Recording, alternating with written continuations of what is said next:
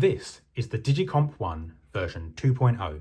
It's a modern reproduction of ESR's 1963 Digi-Comp 1, a mechanical binary computer. On the front cover of the original manual, ESR proudly proclaim that the Digi-Comp 1 is the first real operating digital computer in plastic. By 1963, digital computers had been around for quite some time. However, ESR's offering may well have been the first low-cost mechanical binary computer available to the general public. In fact, in the November 1984 edition of Creative Computing magazine, Nelson Winkless describes the Digi-Comp 1 as the first home computer. Aimed at beginners and children, the Digi-Comp 1 was a mechanical machine with a hand-operated clock and had just 3 bits for the output register. Winkless is particularly complimentary about the then 20-year-old documentation, noting that it puts more recent examples to shame. The user manual focuses in on the fundamentals of computation: binary, Boolean algebra, and how to configure the computer's mechanical parts as simple logic gates. When it was released in 1963, the Digi-Comp 1 would have retailed for around $5, which, accounting for inflation, is equivalent to a little over $50 today. While the original computer was indeed made of plastic, this modern reproduction is constructed of high-quality cardboard and was produced by Tim Walker of Minds on Toys. Just like the original, this new version is provided as a kit for self-assembly. So let's take a look inside and see what's included.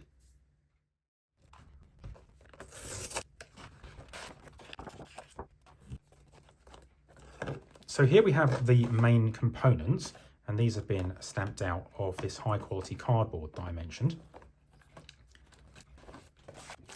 Here is a bag of parts. Some interesting things in there, including a razor blade. Here we have what looks to be the base, our own Digi-Comp 1 manual,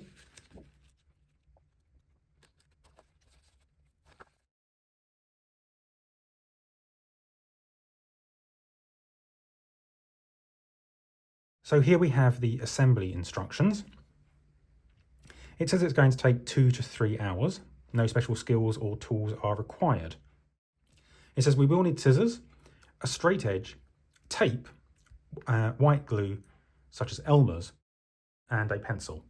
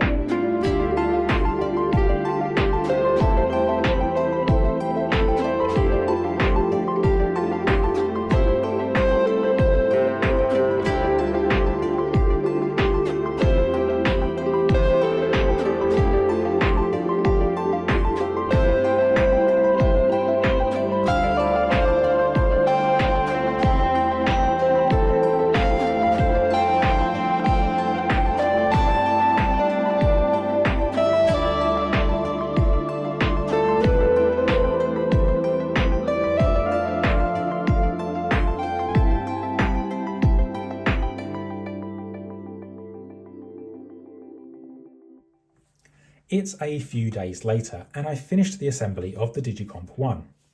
I've actually made a few minor modifications to the device to try and ensure the smooth operation, and I'm going to walk through those modifications with you now. At the end of the assembly stage, I was having some problem with these rods on the front of the device, and they were binding as they were rubbing against this piece of cardboard that represents the clock. Now, if we look in the green user guide here, we can see there are actually some instructions that we can follow to try and mitigate against this issue. And it says the input rods are supposed to move smoothly, but if a rod is getting stuck, perhaps apply some pencil graphite to the notch. So of course, that is exactly what I went ahead and did. I have a mechanical pencil here, and the graphite inside is just the same. So I went ahead and rubbed that on each of the notches here, and you can see that's darkened the cardboard somewhat. Now, the purpose of this graphite is to provide some level of lubrication for those rods and prevent them binding against the cardboard at the back. And this did improve the operation somewhat, but it wasn't quite as smooth as I would have liked. Now, I have an idea of why that might have been. So if you look at the mechanism here and we look at these clock plates, we can see they actually wiggle backwards and forwards quite a lot. So there's a lot of play in this mechanism, and the second clock plate here as well, there's quite a lot of movement there as well. Now, the effect of this means that the distance of these two rods at the back and front may not be as even as they should be when they are rotated in these notches. So to try and mitigate against that, I've applied a straw to the upper side of this mechanism, the upper piece of cardboard, and all I did there was simply split a straw lengthwise and push over the cardboard. This has the effect of moving these rods very slightly proud of the rear of the notch, and that means that they stay a fair distance forward. Now, because of the amount of play at this end of the mechanism, I required slightly more movement of the rods forward on this end, and so this is actually built up of several layers of straws along the entire length, and a few additional pieces have been applied to the right hand side to try and ensure a smooth operation. Now, as the straw is plastic, that means the rods can slide smoothly off the straw and then onto the shoulders where they should be as normal without any hindrance. As the Digi-Comp is a mechanical device, rigidity is fairly important to ensuring accurate alignment of all the parts throughout the operation. Now, to ensure that rigidity, I've made a few other modifications to the device, and that has revolved around gluing some additional pieces in place. So in this case, I've glued this tab in place here. And if we rotate all the way around, we can see I've also glued this tab and this buttress in place here as well. Now, overall, that means the device is a lot more rigid than it might otherwise have been.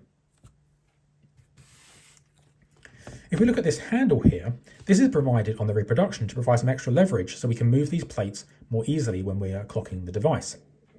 Now, on the original device, this piece of wire was a single piece here and there was no handle sticking out.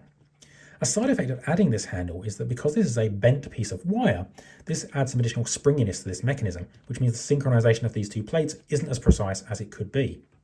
To try and mitigate against that, I've applied some tape around the handle here, and this ensures this is much more rigid and therefore the synchronization is improved. Finally, you might notice there's a small extra piece of cardboard wedged in this place here. Now, if you look in the manual, it actually suggests gluing these three pieces of cardboard together here and separating out the two plates. And the manual implies that this is going to fit quite snugly into position and hold this quite tight. But in my case, there was quite a gap here. And so what I've done is I've taken a scrap piece of cardboard and pushed it in this side, and of course, a scrap piece of cardboard on the other end as well. And that holds this entire block in much more tightly. Now, returning to the front of the device, there is one more minor modification I've made, which I would recommend against if you are operating your own Digi-Comp device. The device comes with a selection of straws that you cut to length, and you can push over each of these pegs to program the device. Now, unfortunately, the straws I was provided with are clear, and that means they don't show up very well on camera, especially when you're looking at them end on. Now, to avoid this problem of them not showing up in the video, I've gone ahead and got these blue straws here, which hopefully are a little bit more clear against the red and white device. Unfortunately, these straws are a little bit wider in diameter, and you can see that by the fact that this one fits quite easily over this clear straw. And the problem with that is that when you put them on the pegs here, they have a little bit more give in them and movement, and that means that they might misalign and eventually jam the mechanism. Now, hopefully that won't happen during the demonstration today, but I would strongly advise that you use correctly sized straws if you are operating your own Digi-Comp device. We use the provided straws to encode logic on the device. Let's see how an individual clock cycle of the device operates. To set up the device, we first need to pull this tab to the right, and at the same time, we can pull this lever forward towards us. This clears the device out, and as you can see at the back, it sets all of these rods to a flat position so they won't interfere with the tubes on the back. As you can see, these clock plates have pulled these rods in the relevant directions to pull them as far as possible away from the relevant tubes. Once we set up the mechanism, we can go ahead and run the clock cycle. First, we move the lever and the slider back to the neutral position, and you can see that some rods will move back into position. And then we finally move it fully into the position like so, and the readout updates.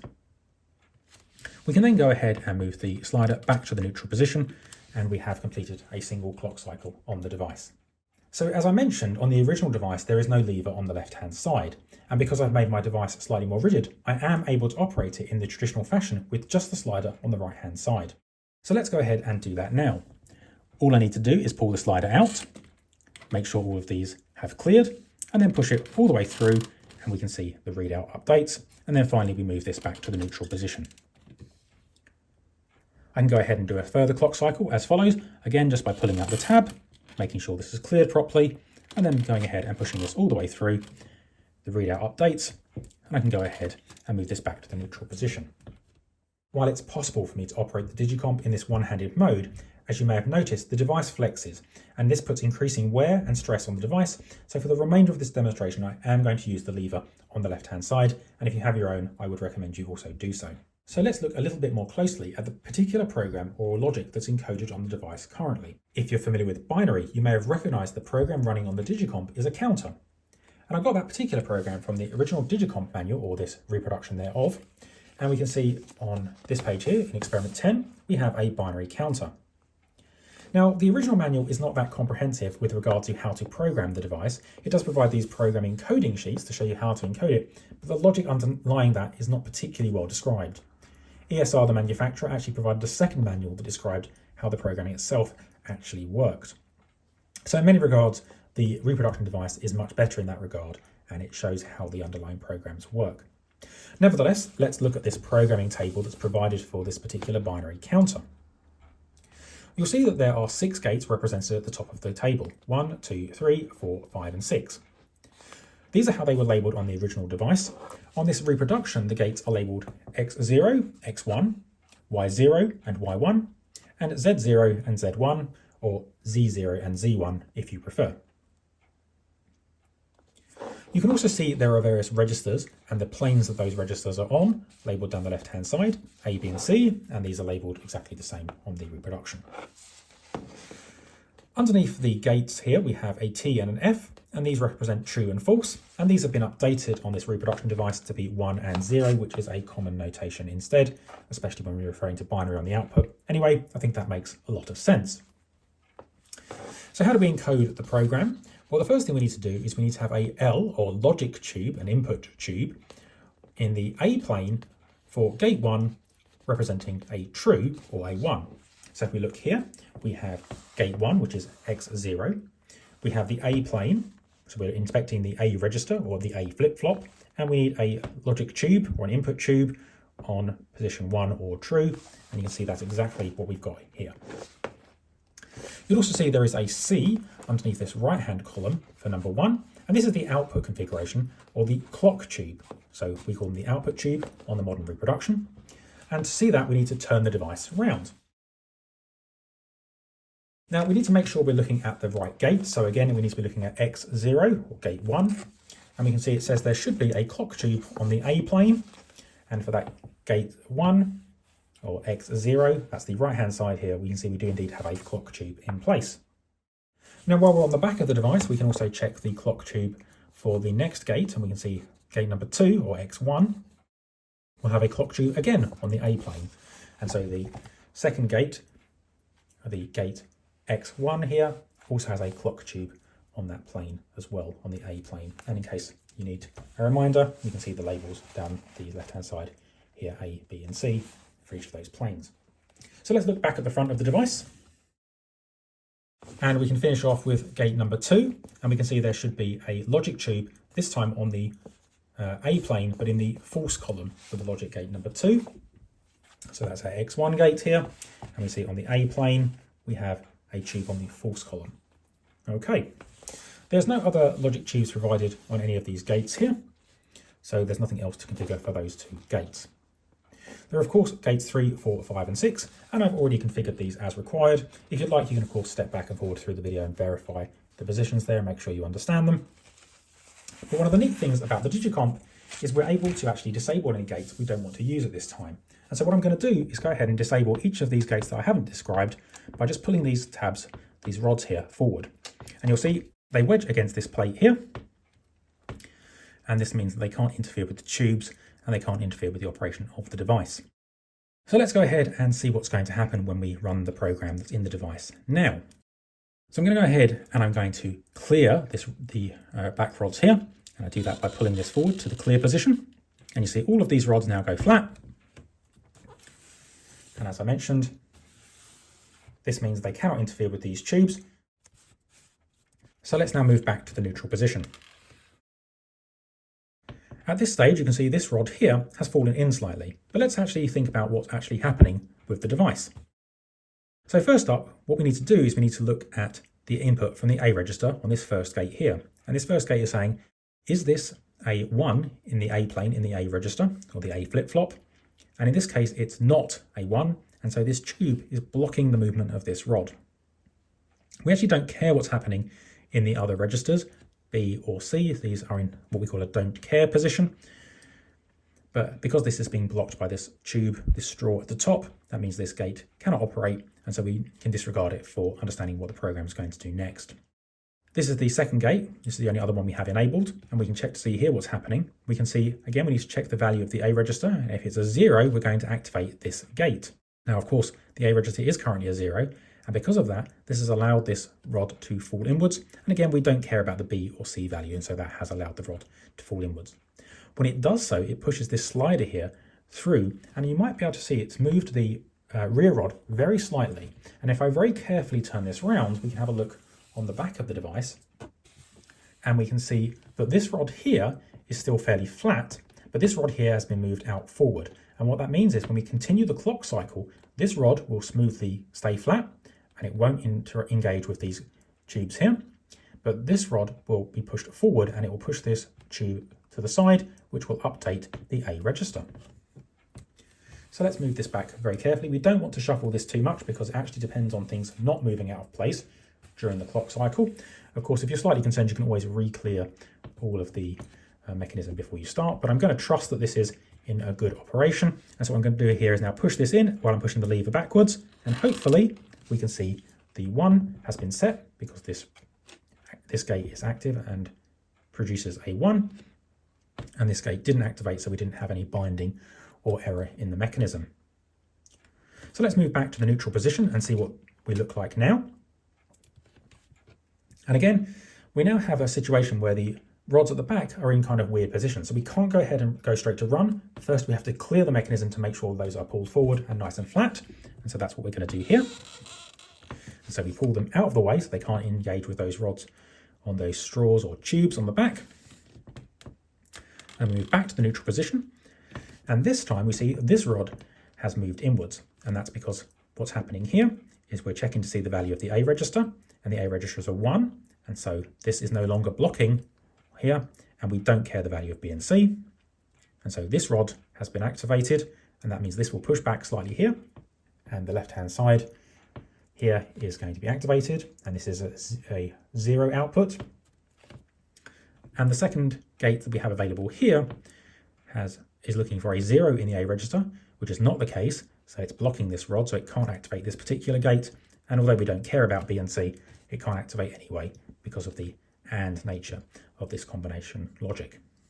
So let's go ahead and continue the operation here. So we should be able to go ahead and run this, and we can see we've now moved back to 0. Let's move back to the neutral position.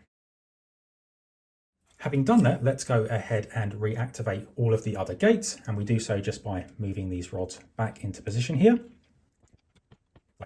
Now let's go ahead and run the next clock cycle on the program. The first thing we need to do, of course, is to clear the mechanism. And then we can go ahead and run the mechanism. And we're still getting a 1 here, as expected. Now, if we clear the mechanism, we have more gates in action this time. So first, let's pull out to clear. And that's pulled all of these rear rods nice and flat, so they won't interfere with any rods or any straws they're not supposed to. And if we move back to neutral, we can see actually in this case, 2 rods have fallen in. We have the rod we expect to fall in here. This one is just checking the A register, and it's saying if it's a 1, we need to make the A register turn into a 0. Now we've seen that before. But now this additional rod here has fallen in, while the other rods are all blocked by various straws, various tubes. And this one is doing a simple check here. The first thing it's doing is to make sure that the A register is a 1, and it's also checking to see if the B register is a 0. And if that's the case, it's going to output a 1 on this particular gate. And because that is the case, not having a don't care situation on this C register, we can in fact know that this slider here is pushing backwards, and it's going to activate this gate here. So let's rotate the device round and see what Y1 is going to impact. And if we look carefully at the impact on Y1, we can see it's going to push this straw along here, which is on the B plane. And so that means we're going to get a 1 on the B plane when this instruction executes. So let's go ahead and carefully move this to the run operation now. And there we go. The A has been cleared and the B has been set to 1. So let's move this back to the neutral position. Let's go ahead and do the next clock cycle. And we move this in again. And now we get the 1 has been set again by the options we had here before. And if we move back to neutral,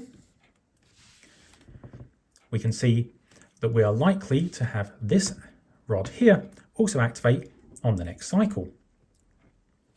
So let's look ahead and see what we've got. This one's fallen in, this one's going to fall in, and this one here is going to fall in. So let's discuss these final 2 rods here. So this one is checking for a 1 in the A register, which is fine. It's checking for a 1 in the B register, which is fine, but it's also checking for a 1 in the C register. And unfortunately, we currently have a 0 in the C register, so this tube is blocking this gate from activating here. But if we look on this gate, we can see we're looking for a 1 in the A register, a 1 in the B register, and a 0 in the C register. And so that means this gate can be activated, pushes on this rod here. And what will this rod do here? Well, it's a 1 output rod, and it's going to output a 1 onto the C plane, and so that means that the C is going to be updated to a 1. Of course, the other gates are still going to activate as normal, and this is going to result in this gate, the A being zeroed by this gate here, and the B being zeroed by this gate here. So I didn't actually operate the clear this time yet, so I do need to make sure the clear so that all these rods at the back are set initially to the reset position. So let's go ahead and do that. And then let's push it through to run the operation. And just as described, we get 001, which in case you're not familiar with binary is a 4. We can continue clocking the operation here. And so we just clear, and then we clock forward, and we get a 1 here. And we swap these 2 digits here. So now we're up to 6. And we have a 7. And back to neutral. And we can see here now that this C gate, or should I say Z0 gate, is going to activate, but it is actually on the C plane here. And so what's going to happen is it's looking for a 1 in each of the registers. It requires all of these to be a 1. And if that's true, this will be allowed to fall backwards. Push this slider here into this rod, which is Z0. And that means that the C plane here is going to be dragged backwards this way. And that's going to reset us to 0 on the readout for that C position. And of course, we've already seen how these zeroed for the other registers as well. So B is going to be zeroed by this gate here of these 2, and the A is going to be zeroed by this register here of these 2. So let's go ahead and make sure that clocks through correctly. So make sure we clear first. All of these are smoothly put in place. Back to neutral and slide all the way through to the run operation, where we now see all zeros on the output, and back to neutral. So that's a basic description of the mechanism and operation of the Digi-Comp 1. I think it's an absolutely fascinating device that encodes logic into basic computation using nothing more than cardboard, wire, straws and rubber bands. There's a lot more to learn about the Digi-Comp 1, and much of that's described in this comprehensive user guide provided with the V2 unit from Minds on Toys. If you're not ready to take the plunge and dive in with a mechanical version, There are, of course, the original user manuals available online, both the basic programming and instruction manual, and a comprehensive detailed programming of the Digi-Comp 1 as well, and I'll provide links to both of those in the description. If you'd like to play with the Digi-Comp 1 yourself, there's a wonderful emulator available online as well, which I'll also link to below. So I hope you found learning about what may very well be the first home computer just as interesting as I did. Thanks for watching, and I hope to speak to you again very soon in the next video.